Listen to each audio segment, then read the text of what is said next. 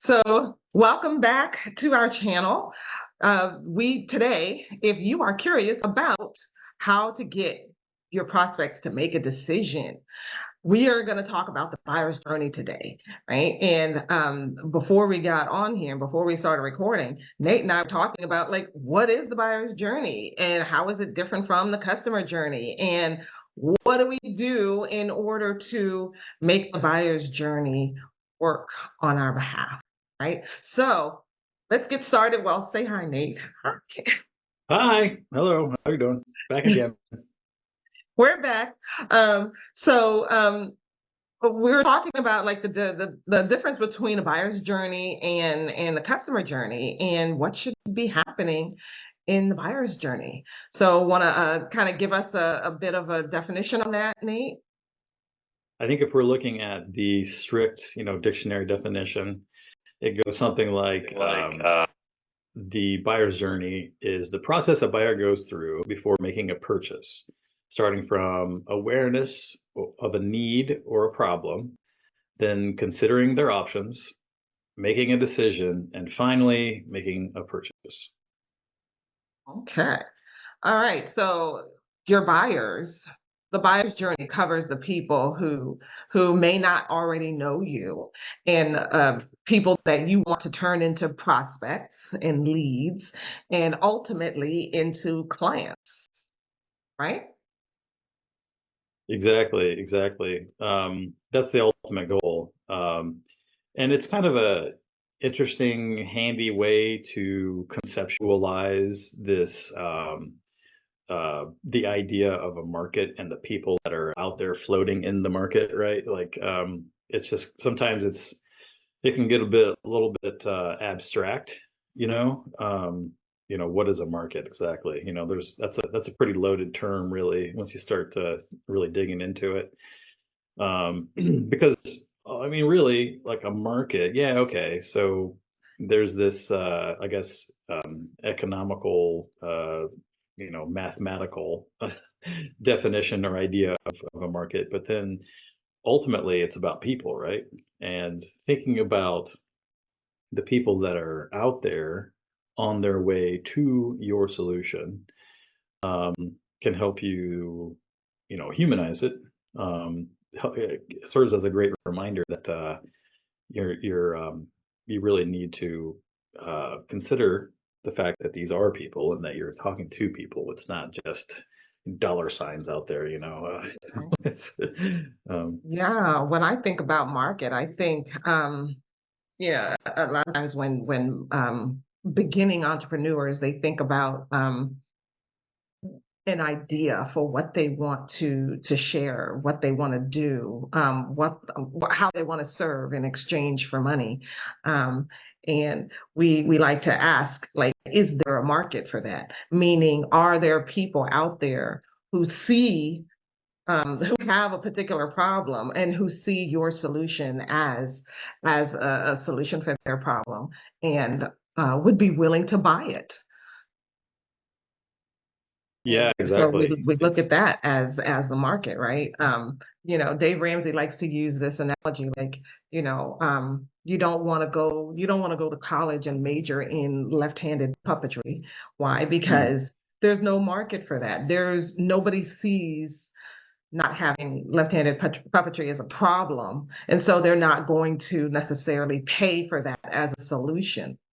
So yeah, you yeah, might end up being one of those starving artists as a left-handed, you know, yep. person who does left-handed puppets.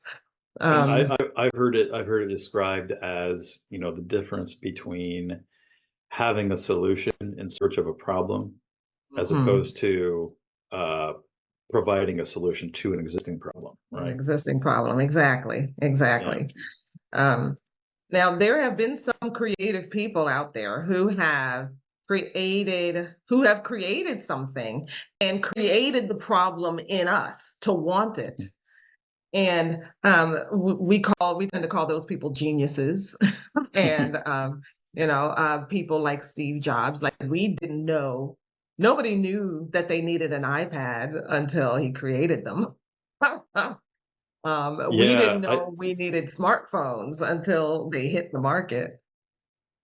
Yeah, exactly. Yeah, that Apple in general is a interesting case study in creating and defining a market.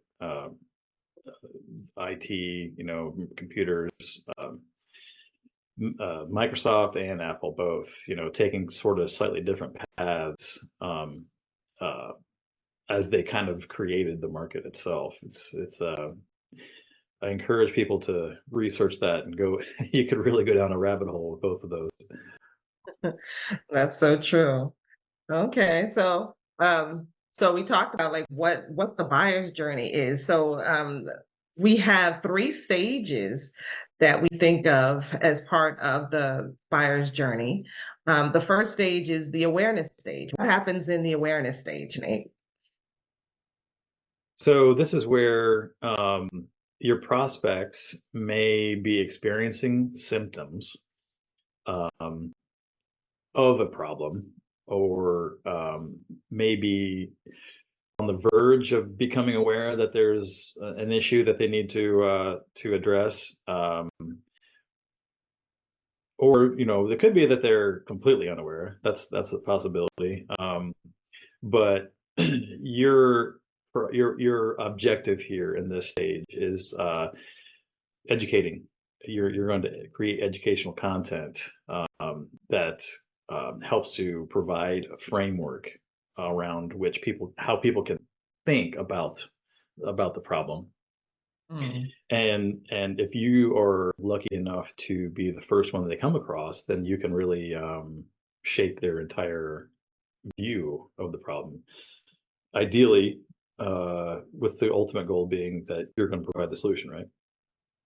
So they could be experience some sort of pain, some frustration, um, maybe some time issues, money issues, but they may not necessarily know exactly what the problem is. And so you come along with your content and you share with them, hey, this is the problem that you're having. See? That pain you're feeling, this is why you're feeling that pain. And so your content is around that, helping them to figure out, like, making them aware that, yeah, that pain you're feeling in your gut or that frustration that you have, this is why you have that frustration. Do we have any examples of that? Well, I mean, what we're doing here is kind of addressing the awareness stage. I mean, a lot of people out there don't realize that having a strategy for their marketing is extremely important for being able to produce effective marketing and to reach the clients that they want and need to reach. That need their solution, right? And so what we're doing here with this series that we're doing is providing educational content for people who may be interested in learning more about marketing and how to go about reaching their customers. And of course, we're always here to help them along the way if need be. And but Yeah, I think this is kind of a meta version of the thing here, right? Yeah, it's like it's helping you to maybe think about your marketing in a more holistic way, and not just think of it as, oh, I need to post on social media or I need to Yeah, run a bunch of Facebook ads. Like yeah. there's more to marketing than those tactics. Um, you And know and, what? and Oh, go yeah, go ahead. ahead. Well, I was just going to say, and just to get a little bit even more meta, but thinking about the fact that there are stages to the buyer's journey is itself a way to frame how you produce your marketing, right? And So true. it's I've yeah, been talking to some people recently, and there is frustration out there about, well, I'm putting out content, I'm on social media, I'm making videos, I'm posting content, but nobody's responding to it. Maybe it's because you're not speaking. Well, we talked in some previous videos about targeting and niching, but um, in this one, once you targeted, you picked a target, you picked a niche. Now you want to speak to each stage of that particular niche and each stage of that target market in a particular way in order to reach them at a particular point, right? This awareness stage where there you may have an audience that you want to reach, but they don't know that they need you. So maybe you need to put out content that helps them to realize that that pain they're feeling, um, that there's a problem there, and you making them aware of the problem helps them to glam onto you like, huh, you seem to know something that maybe other people don't know or I've never heard before. Tell me more. And now you can move them on to another stage. There's a problem that I didn't realize was a problem, like until recently. Like we had some talks with our mentors this week, and one of them talked about how most marketing agencies talk about ROI, return on investment, that as a number. But um, a lot of times, like the businesses that they're working with, they may be seeing an ROI on their advertising. They may be seeing an ROI on some of their other marketing efforts. But what they're not calculating is the cost to acquire a customer. And they're not calculating and they're not paying attention to the long-term value or the lifetime value of a customer. And he talked about how those numbers, rather than the ROI, because we talk about like, well, if I spend $1 to advertise and I get a customer who spends $2 with me, well, then I'm good, right? But the cost to acquire that customer is a lot more, can be a lot more than just the amount that you spend or the amount that you invest to do the advertising. What about your time, and what about the money that you pay out to the to your VAs, and for setting up your software, and for the subscription for the software, and all of the things that happen in order to get that customer? Well, Yeah. your ROI on your advertising may look good, but the cost to acquire that customer may not look as good. And so ultimately the business doesn't grow.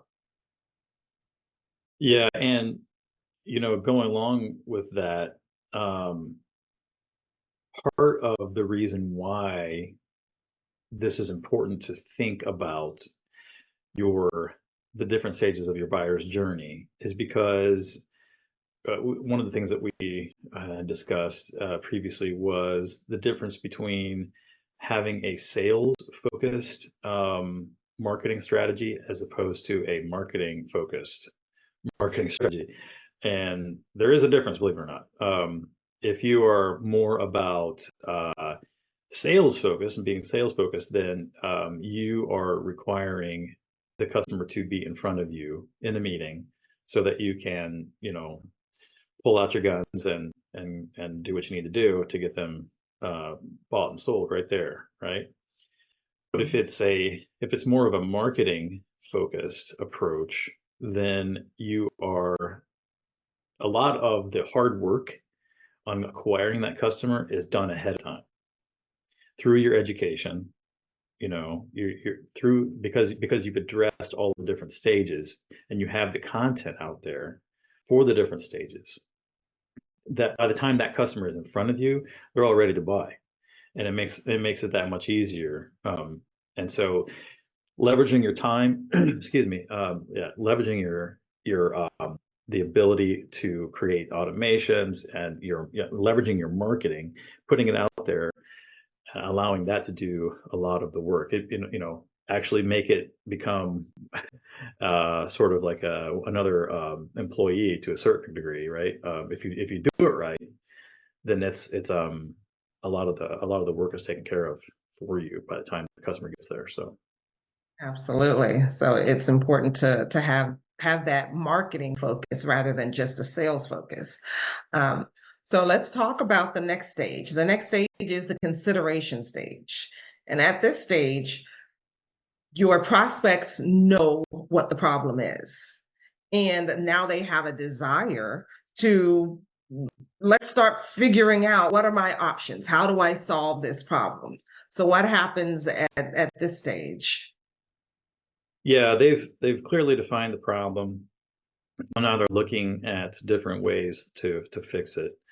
And so, um, like for example, I was contacted to somebody that said that they were getting quotations for a website redesign the other day. And so, and they said, I'm getting 10 or 20 quotes from people who are, excellent web designers. I'm like, oh, okay, well, um, so at that point, it's important to be able to differentiate yourself, because this person at this stage realizes that they have a problem and that there are lots of people out there that are providing solutions. And so, what makes you stand out? This is where having your targeted messaging, your ideal customer profile set up, is going to come in extremely handy because you're going to be able to provide them, key points of differentiation here, which are going to, either they could potentially make or break the sale at this point. Um, and so like you're going to be comparing like for example like comparison guides. There's a lot of you might come across, you might type into Google like you're looking for something like something versus something, right? And then you'll see like people have created these blog posts about that, and there's a reason why they do that. Because okay, granted, this might be one of their competitors, but they're comparing their competitor to themselves usually, and they're making it that much easier for you to make the choice for them because whoever has written this blog post has done the heavy lifting in terms of sorting through all the key details and the key differences, and it just makes it that much easier for you, right?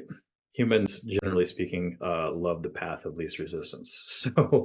So if you can make it easy for your customer to even compare what you have to the competition, it just makes it that much easier for them to choose you. Absolutely. Absolutely. So our content should make sure that comparison, you're showing that the other guys are not as they're not thinking in the same way that you are, and you're set apart. You're not a part of you're not a part of this whole gaggle of service providers that are out there. That what you do is different, it's special. And making sure that you have your case studies and you're set up as an authority. You know what you're doing, and the other guys are just kind of, they're all out there together doing the same things over and over again, expecting a different result. But you're different, you're unique. So our next stage is the decision stage. Now they're ready to choose a solution.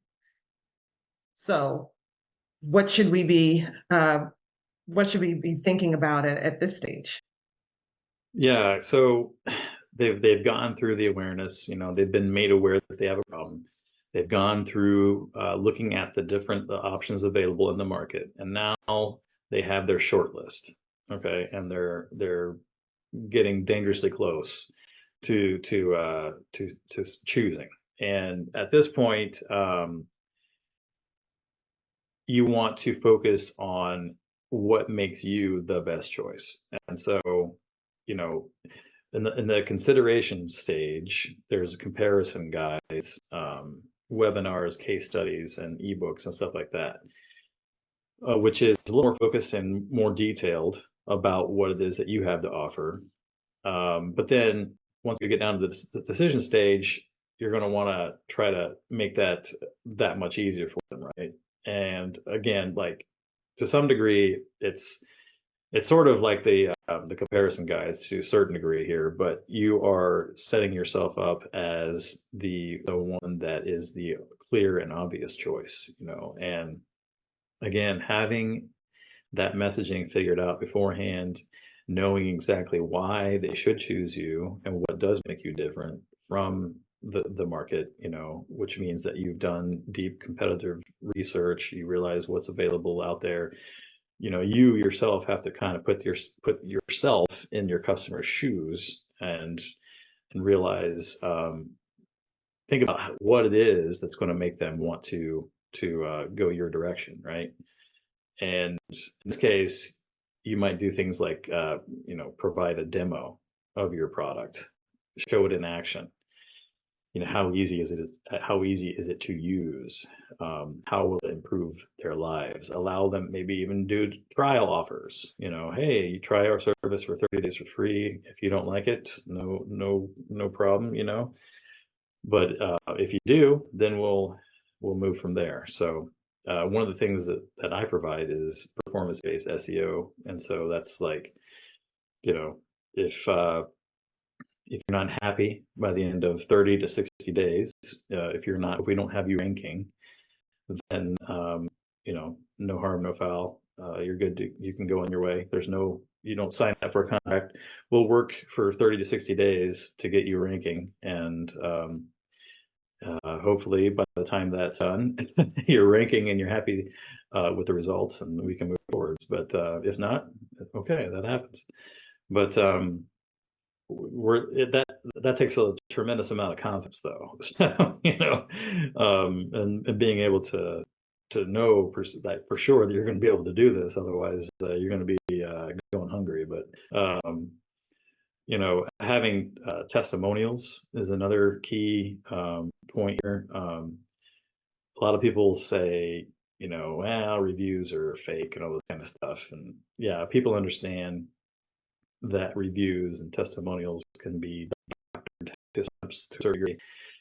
But I mean, like it is not, it still works. You know, it's still the modern day equivalent of word of mouth marketing. You know, and when it comes down to it, people are looking to see what other experiences that other people have had with you. If they can't find anything out there, then that starts to look a little bit fishy. You know. Yeah. And this is where you might want to have detailed product guides that kind of showcase the depth of expertise that you have, just by the sheer, you know, technical knowledge that might be laid out in a product guide. And of course, pricing information. Maybe you have gotten to the point where you have had a meeting with them and you've prepared a proposal for them, you know, at that point. And so hopefully, you know, they're not going to be too surprised when they actually do see the pricing. There's things that you can do in there, you know, anchoring and whatnot, but to make sure that doesn't happen. But yeah, this is obviously the key stage, and it happens. I think more often than not, this is what people think of when it comes to marketing. Like a lot of people just only do this one because it's sort of like the bottom of the funnel or the tip of the pyramid, however you want to look at it. This is the 3 to 5% of the market that are ready to buy at any given moment, right? And so a lot of companies, a lot of people only focus on this portion of the market, to the detriment of the much larger 97 to 95%, which occupy the other two stages, right? Um, And so, yeah, anyway, I'll stop blathering. So, Well, this is why nurturing is so important, yeah. because most of the people, most of your prospects, most of your audience is not going to be ready to buy immediately upon meeting you, or immediately upon becoming aware that they even have a problem. They're going to want to mull it over. They're going to want to research you and who you are. We live in an age where Google is a thing, right? And you can get out there and you can do research on everything, just about. And so they're not going to be ready to buy right away. So this is why nurturing is such an important part of your process, your sales process. So so that you're not losing that 95 to 98% of people who aren't ready to buy right now. They may And be in your leads pipeline, and you may even have a call with them. But if they're still mulling it over, they're still thinking about it. You want to stay in contact with them. You want to continue to build that know, like, and trust. You want to continue to nurture them so that when they are ready, you come up in their minds. yeah, and I want to go back to something that you said. People can, a lot of people do a pretty large amount of research ahead of time. And by the time somebody gets to you and they're in that decision stage, they've already gone through all this and they've already made the decision, um, for the most part. Um, if you have done everything right, then there's a reason why they're coming to you, you know. Um, but if not, there's a chance that you could catch them at that decision stage and make them rethink. But it's a lot less likely to happen because most likely they're already well down the path of making their choice. And so it's important that's exactly why it's important to make sure that you are putting out educational content out there, because everybody else, all your competition, realizes this too. And you know your content marketing that you're creating and you're putting out on the internet is sort of like, I think I mentioned this earlier, but it's sort of like the customer, excuse me, the salesperson that never sleeps, right? Out there constantly selling what you have to offer to people. And if you do it right, then it'll just keep them going down this path towards you. And that's people have more access to more information than they ever have in the history of humanity at this point. And you know that's that's why it's very so important to have this information out there and be aware of this and use it to your advantage, in my opinion. So Absolutely. Absolutely.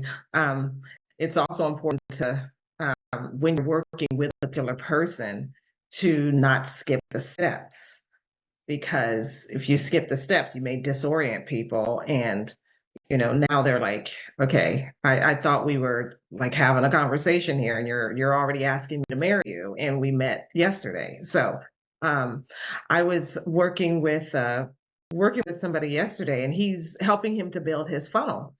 And he started with, he's working on the pages, all the landing pages, right? So he showed me his first page where he asked them to take a quiz. Then he had a pop up for the quiz. And then after that, once they finished taking the quiz, then he was working on the next page, which he had actually set up as a sales page. It had the VSL. And I said, well, what is the point here of this page? But the next step that he wanted them to do was to get on a call with him. So after he made them aware of the problem, which is where the quiz comes in, they get the quiz results. Now they're aware that they have a problem. Then the next stage, what we want to do is take them into the consideration stage. But what he was doing was working on a script for the VSL, which is a video sales letter, and putting together content for a sales page that really told them a lot about the program and everything. And I was thinking, it seems to me like you're skipping a step. Maybe the next step, instead of telling them all about your program, the next step should be selling them on getting on a call with you, getting on a sales call with you. We like to call it discovery calls or analysis, or, people call it different things, but it's a call where a buyer will describe their goals and talk about like where they are right now. So they're still kind of working on the problem. You and then they get introduced to you. You tell them about you and what you do in your program and that kind of thing, and then move them off to then move them to the decision phase where they kind of they know about you, they know what you do. You've given them comparisons, you've given them the prices, and now they're in that think about it stage.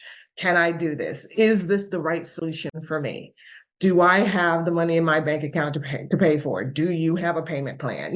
Stuff like that. So um, we don't want to skip over a step because uh, we don't want to go from, you know, okay, now I know I have a problem, to committing to a solution, and I don't know, like in that in between, that there are the different solutions and methods, and there's different approaches to solving this problem.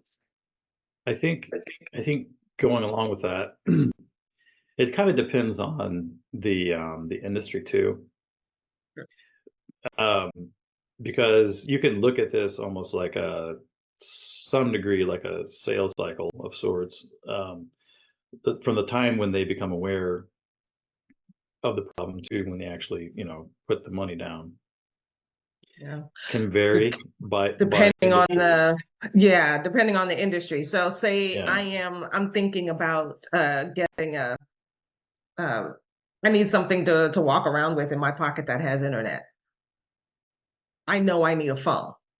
Well, that's a very quick decision that I can make. Oh, okay, let me head over to Best Buy. Or my decision might be, do I get on Amazon? Do I go to Best Buy? Do I go to the AT&T store? And I'm making But a fairly quick decision.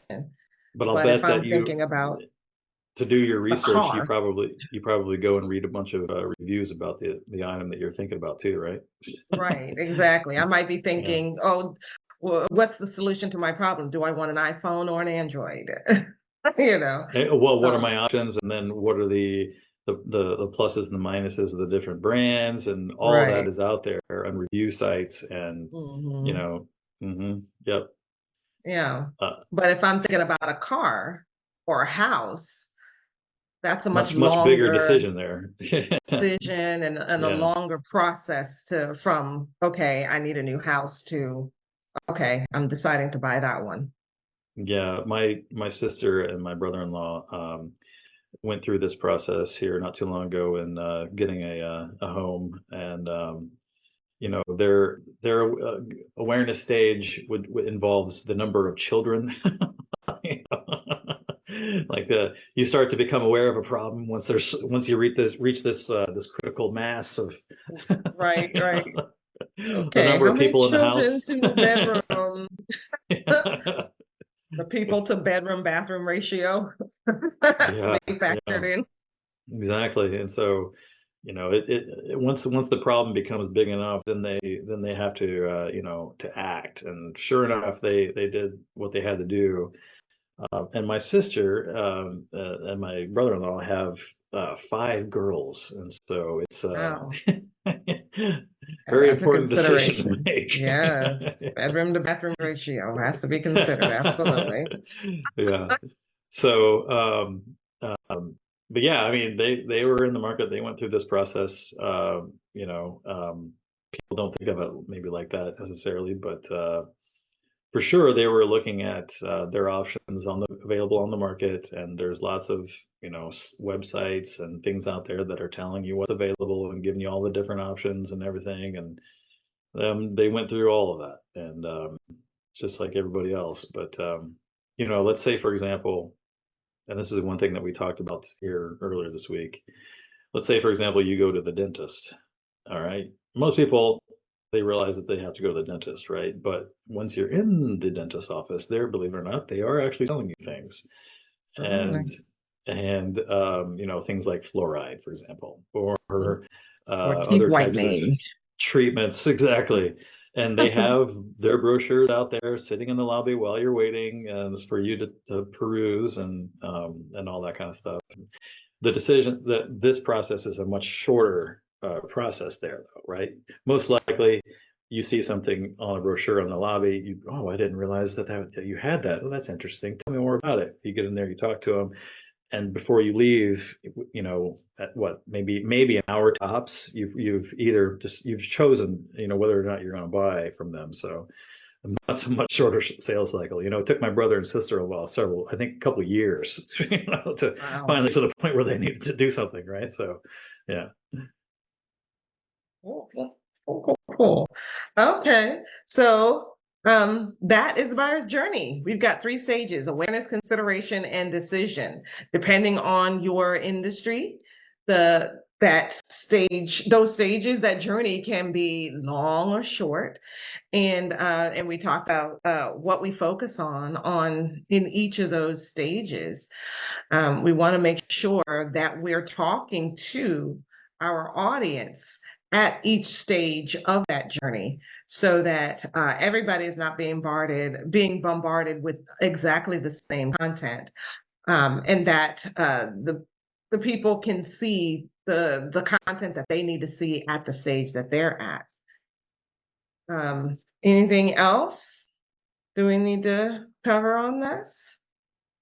Um, I think, just kind of reiterating the need to make sure that your marketing materials are, you know, uh, resonating with your buyer in whatever stage that they are in, and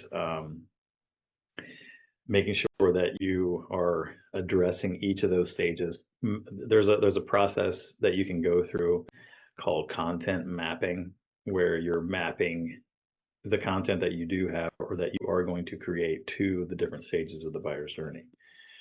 And this is something that could definitely help you with if it comes to it. But it's very important, very useful. It'll save you a lot of time and effort, and a lot of, like, I guess, wasted effort, I should say. Um, helps you to be more focused. This is what I'm creating, and this is why I'm creating it. This is who I'm going after at this particular stage. And it's important to think about the numbers that we're talking about here too, I think, because it's not it's not very what do you call it? It's not very sustainable, I guess, scalable, to be able to talk to each individual person, each Mm, individual, each individual that will become your customer, right? And so being able to have a much larger base of people who are aware of what you have to offer means that there will be more that end up converting as they get down along this path. mm, And like I think I've mentioned before, in any given market, there's about 3 to 5% who are actually ready to buy something at any given time. So you think about, well, what does that mean numbers wise? So if I talk to 100 people, then that means three of those people or five of those people are going to actually be ready to buy something at that moment when I'm talking to them. And so think about that in terms of um, what kind of revenue you're trying to generate. mhm, How much are those 3 to 5 people going to be worth? How much revenue are they going to generate? mm, And you think about it, okay, well, I need to be talking more like you know 1,000 people, 10,000 people if I really want to make the revenues that I want to make. And so this is where we go back into what are your goals, what, That cost to acquire a customer. yeah, Right. And then also how much content, how many touches do people need to have from you before they get to that decision stage? Because actually in the world that we're living in now, where people are bombarded with marketing content on a continuous basis, they're saying that it used to be 7 touches, and it's growing. People need to hear from you even more now before they get to that decision stage. yeah, because there's a lot of content out there. So Yeah, yeah, absolutely. All righty, everybody. Thank you so much for sticking around with us today as we talked about the buyer's journey. What does your buyer's journey look like? What kind of content do you put out? Tell us in the comments below. Share this video with others who might need to hear it and to see it. And also subscribe to this channel. Subscribe to both our channels, GHD Unlimited and Simone Henry Marketing. And we'll be back next time. See ya.